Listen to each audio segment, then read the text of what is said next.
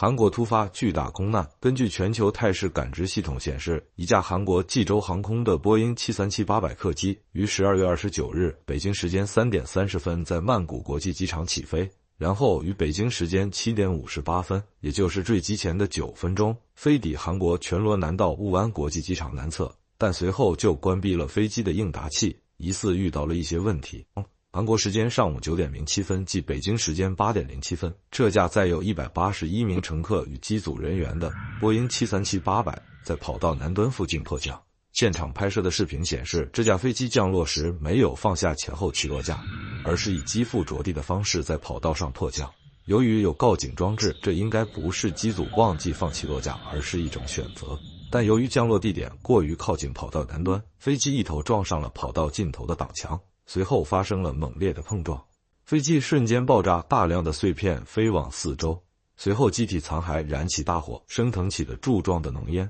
然后有视频显示，大量的消防车前往救援。波音737-800的载客量为162至189人，所以能判断这架飞机基本处于满载状态。根据碰撞爆炸的程度和现场的机体残骸来看，这次空难所造成的人员损失将会十分巨大。根据另一段视频显示，在飞机降落前，机翼右侧发动机疑似发生故障，冒出了火花，好像还有一些碎片冒出，大概率是遇到了鸟撞。其实照理说，波音737即使有一台发动机停车，仅靠另一台发动机也可以完成降落，除非两台都坏了。即使如此，飞机在跑道上降落时也应该要放下起落架，只有在海面迫降时才需要收起起落架，以机腹触水更加安全。根据现场视频结合卫星图可以判断，飞机的降落航线是由北向南，飞机撞上的跑道南侧的坚固挡墙距离海面只有870米。我个人认为机组很可能是想选择在机场南侧的海面迫降，所以没有选择在跑道北端触地，也没有选择放下起落架。